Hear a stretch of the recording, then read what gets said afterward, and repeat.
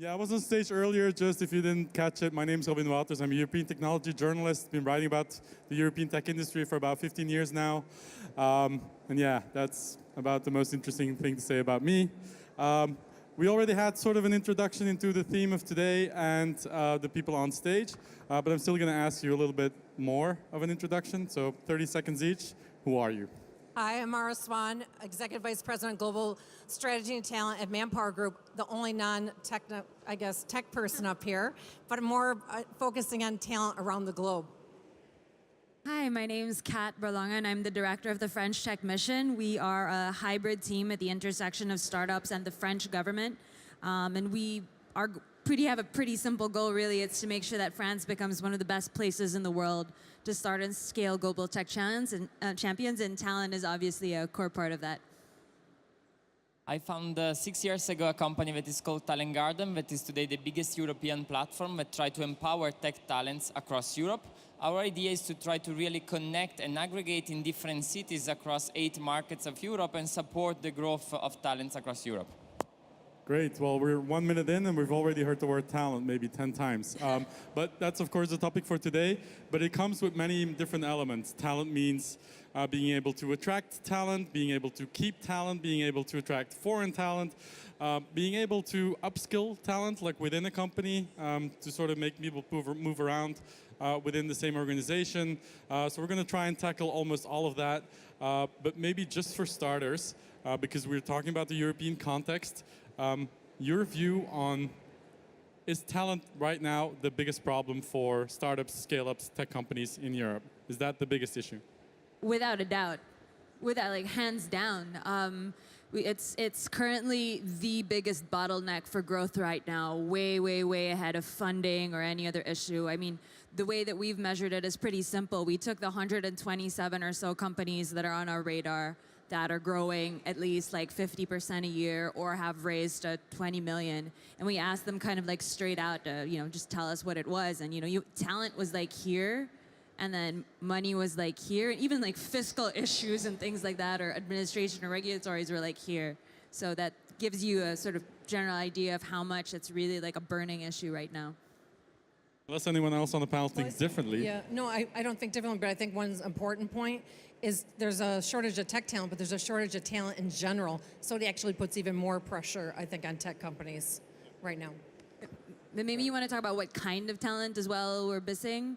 That's the thing, because I remember having conversations with entrepreneurs 10 years ago in the startup world. The conversation was mostly about lack of capital, certainly in certain parts of Europe. Now it's almost always their biggest problem is talent. How do you get them fast enough? What kind of talent? The thing that comes up the most, at least in the conversations that I have with founders, is senior talent that can develop business, marketing, sales, business development. It's not necessarily the tech talent itself. Developers and engineers are relatively easy to find.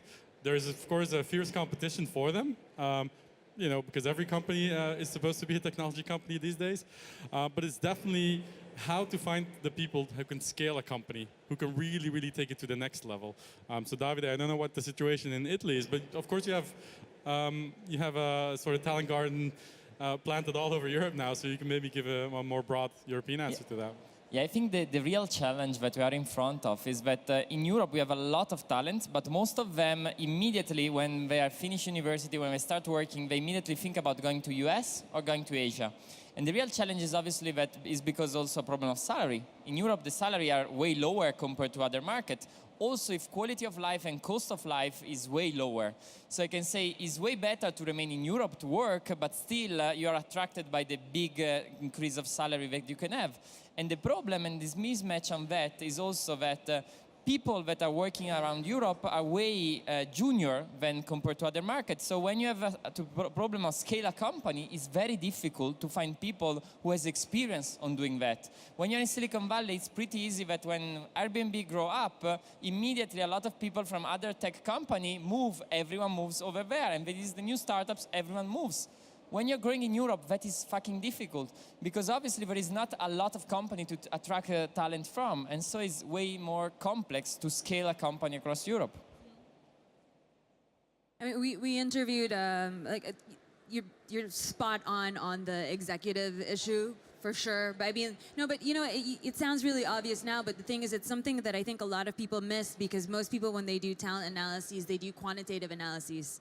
And so, you know, those things that didn't come up when governments were doing policy and things like that. I know for sure, like at the French government, it's something that we, you know, missed at a macro level. You know, just to go back to what Davide was saying. When we did our interviews, the biggest hurdle by far was actually brand awareness of the startups. So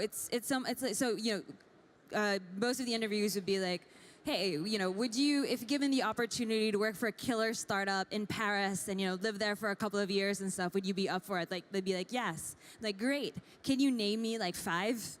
And then there'd be like this moment where, you know, nobody really knew what to say. Awkward or silence. would say like a blah blah car or something like that, you know. So that's still by far the biggest. And then for France, the second one is also related to perceived like complexities around moving to France that are either perceived or real, right? Because, you know, there's this understanding that in France we don't speak English, or that in France, you know, everyone pays like 75% tax, or that their kids are never going to find a school, or things like that as well. And that's like a blocker. So I think where we're suffering in Europe tends to be a little bit less on being attractive and a little bit more like right when you move down the funnel towards conversion. But you might want to look at some ideas from China, who's done a great job recruiting their people that moved to America and now back to China. And I think Ireland has done the same thing. So there's learnings to be had for Europe from what other countries have done to import their own talent back into their countries. Yeah. You have a sort of a unique view, because we have sort of an insight to startup world. You place, I think you just told me, 3.5 million people a year. So you must have a big picture view on the overall trends that you see, especially in Europe, because that's where most of your business is, which I learned as well, just backstage. So what are some of the trends that you see out of Manpower? I think one of the biggest trends is that people, what we've done our research with millennials, is that they want to do work that's super exciting. And so you have to be a company that is not only doing exciting work, but then when they go into the company has old processes and practices. So we're talking about attracting tech talent, but we still are operating like we're back in the 1980s. So I think that's something we can look at in Europe in particular, is breaking down the old employment practices and making sure that they're more modern, so that they're more appealing to people. The other thing is people are looking for opportunities to learn, so their ability to continue to upgrade their skill sets are really important. And then I think an important piece to talk about here, because I haven't heard it too much, we talk about tech talent like it's a special thing, but we need tech talent in everything. We need tech talent in HR. We need tech talent in marketing. We need everybody's got to have better technical skills, and people are making choices. So if that being a technical person in marketing is more fun than being in a startup, then they'll go do that job. So you're competing not only in the tech industry, you're competing across. And I think this is the real challenge of Europe, because it's true that there is a lot of need when we're talking about startups, but the same skills are exactly needed also for all the traditional company. And across Europe, we have many traditional companies that need to innovate, need to transform themselves, and need new people. So this is the big challenge, is we need way more than only the startup part that probably is 10-20%, but 80% is people that has to work for a traditional company, has had to innovate the HR department. So we need way more talent. So I can think of 2 ways how to do that. Bring in foreign talent, which is something for Kat. The other one, I think, is, no, there's 3. The other one is upskilling people who might not have the skills now, but I have the potential to sort of grow into it. The third one, I think, is the next generation. How do we educate the next generation of people to be interested in technology in the first place and to sort of choose that as a career path? We're going to tackle the first one first.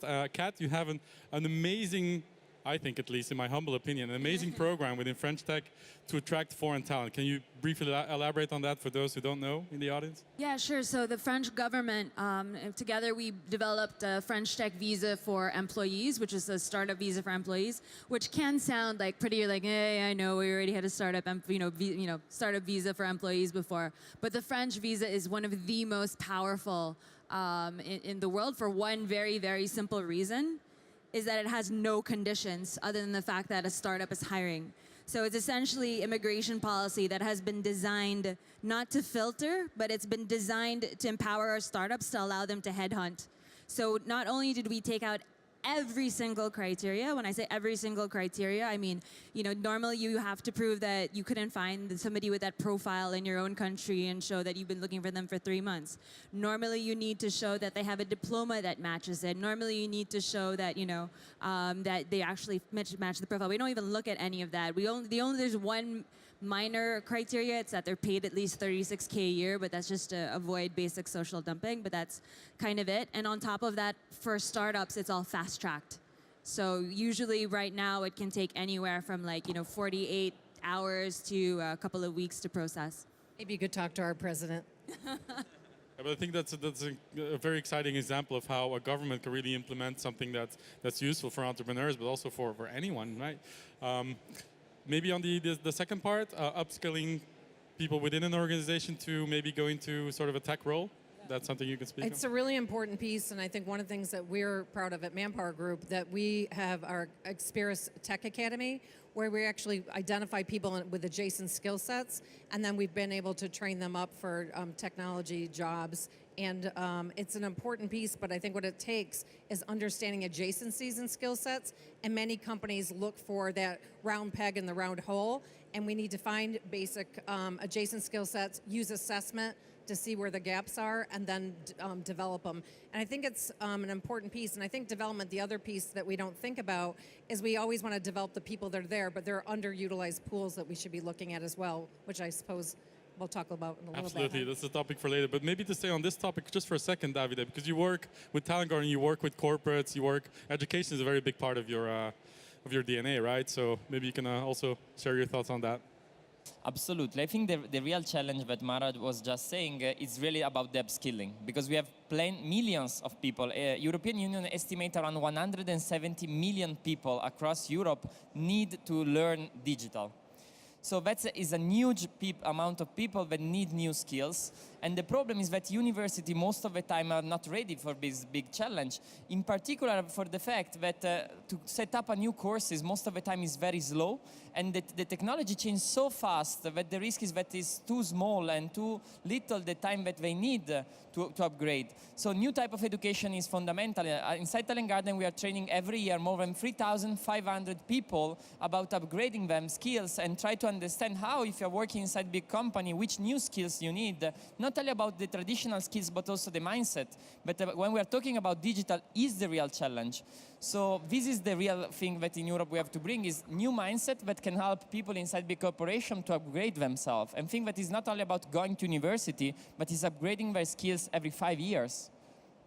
I met this little girl, actually. I created this innovation program with the city of Paris a few years back, and it was mostly for PhDs, but there's a 7-year-old girl that applied and actually did the 2-week program with us, and we had her on stage, and we were like, so Ava, she applied and she was doing robotics at the age of 7. We're like, Ava, what do you want to be when you grow up? And she was like, oh, well, because I built my own robot when I was 7, I know everyone thinks I want to be an engineer. But the truth is that the job that I want to do just hasn't been invented yet.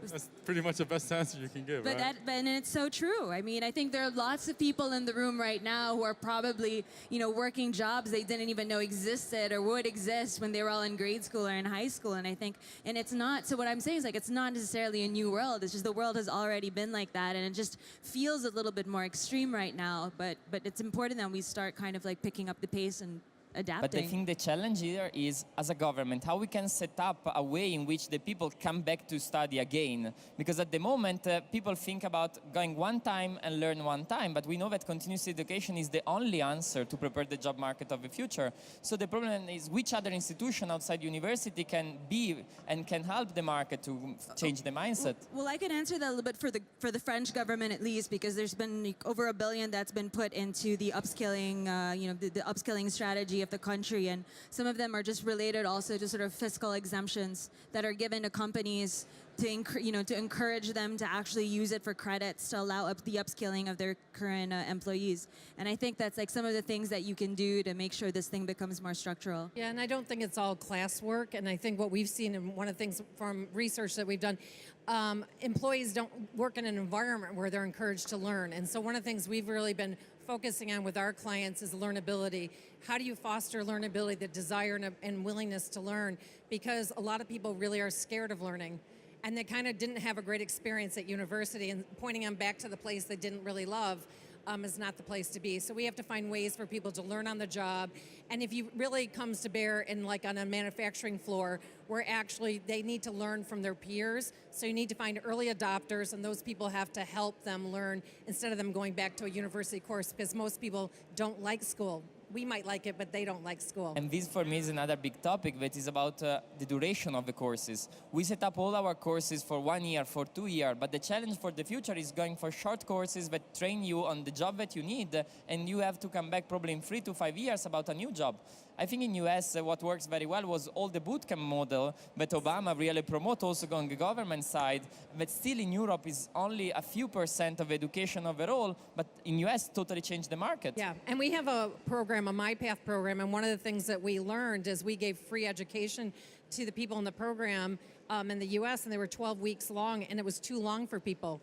They said, I need to see a reward. So we shortened it to 6 weeks, then they would practice it on the job, and then we would give them. So you have to go to the short cycles of learning, and they're really short cycles. They might even be a couple hours, and then they have to apply it, because people have tough lives, and they don't really have the time for it, and so they have to see a reward for it quickly.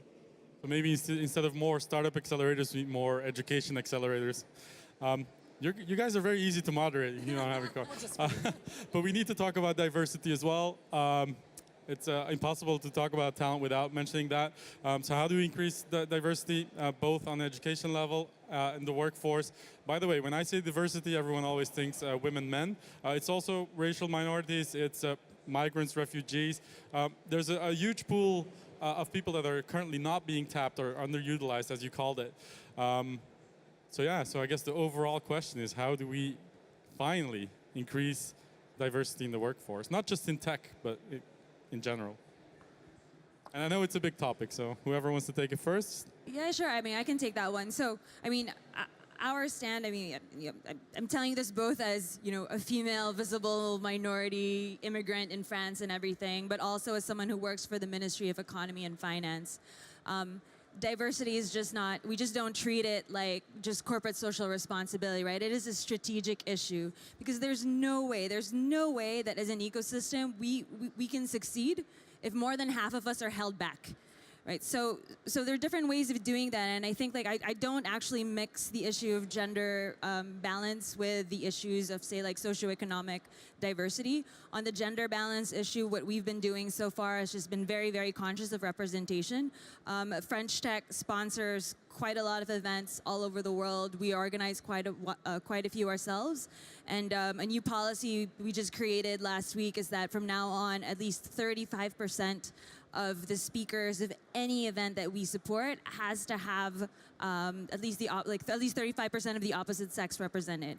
Socioeconomic diversity, however, that is a lot harder. And I don't think we have any clear-cut responses, but we are trying. We created a program quite recently called French Tech Tremplin, or French Tech Springboard. And so the idea is that talent can come from all sorts of places, and sometimes those barriers are when you're in, from one of the tougher neighborhoods or refugee population. Those barriers can be funding, those barriers can be networks, those barriers can be, training. So the program is designed to mimic the kind of advantages that you might have had you come from a well-to-do family. So what we do is we'll be actively scouting for 200 potential young entrepreneurs from all across the country in 13 different cities. We pair them with a successful entrepreneur.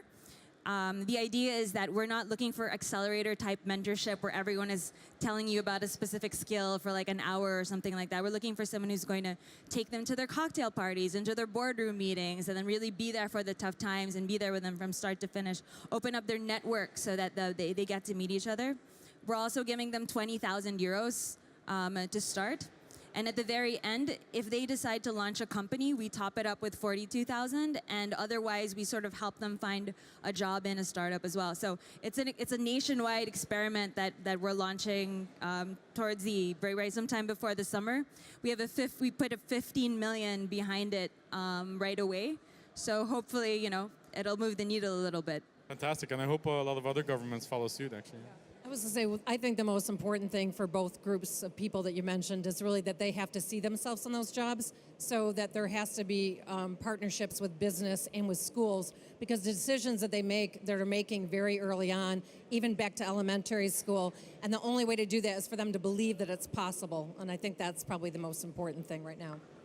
We believe that education is the most important tool that you can use for inclusion. We have talked a lot about minority, but I think that the real challenge that we have in front of us is use education as a way to train the people also in the second area. If you're thinking about France, we know that the main issue is that obviously in Paris the ecosystem is developing a lot, but all over the country there are still a lot of economical disease and problems, and this is happening all over Europe. In each big city, technology are moving, but when we're talking about second cities, we have a problem.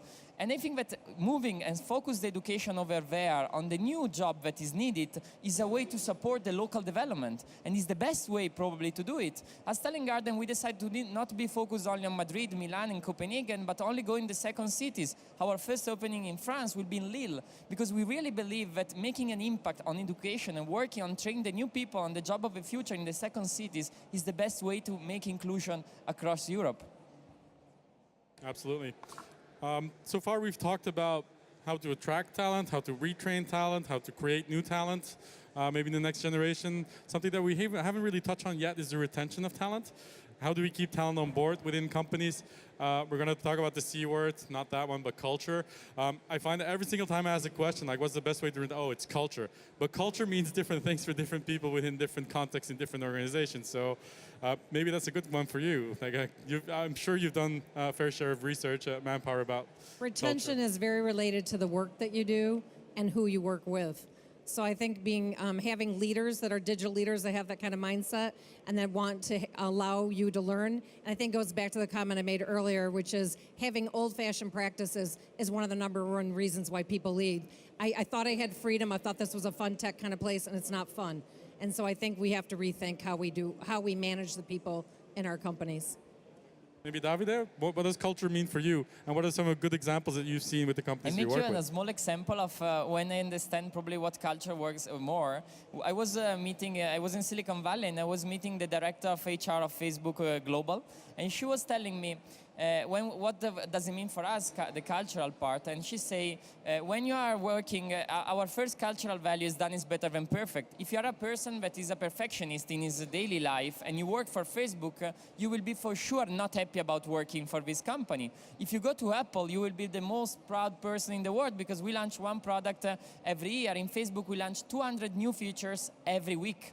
So I think that to retain talent in the future is really create the environment where people can work as most and as better as they are, but we have to think that does it mean also that we have to be really more strong on the cultural part, being more defined and define which people want to work for that company. And this in particular when we're talking about attracting people inside the startups. But you got to be careful, because some of those strong cultures have excluded women from wanting to be in those cultures. So I think it's some of that culture is not necessary. We're a company where 70% of our employees are female, and we are 17 different nationalities. So I totally agree with you, but... Kat, any thoughts on retention culture? You know, it's funny you should say that, because I work in government, right? So that's an entirely different ballgame, but I will tell you, and this is how I certainly feel about French government or any government, this is a generational game. The changes and our ability to attract and retain talent in government are going to depend on our ability to adapt to the wants and needs and dreams of a generation that does not function the same way as the people who they currently work for today, or the people that those people work for today. And that's a major challenge. And we're not just talking about, you know, companies, right? We're talking about, you know, the future of our democracy, the future of how the way our countries are run. And it's something that we think about a lot at the French Tech Mission. And we're hoping that, you know, by being our own little lab ourselves of finding new ways that government can function, that hopefully at some point we'll be able to find a way out of this. Fantastic. We have less than a minute left, but closing thoughts on this topic, very briefly. Mara? My closing thought would be that our CEOs need to become the chief learning officer and stop delegating it to HR. Yes, ma'am. You know, mine on the government side is that as a government, you are, whether you like it or not, the meta HR director of every single company that is in your country. And I think you need to start thinking about things that way. You handle training them. You handle, the kind of policies that allow upskilling them. You handle the visas that allow people to come in. And I think that it's important for countries to have a solid strategy on how to do that, because otherwise you just have small things that are scattered. I think the big challenge to really keep the talent is really think at European level. We continue to think about country level, but the risk is that we will be not competing on a worldwide level. If you continue to think about France, about Italy, about Spain, about whatever, we have to think about how Europe can really create the workforce of the future. Great, that's all the time we have. Davide, Kat, Mara, thank you for the discussion. Thank you for sticking with us so long.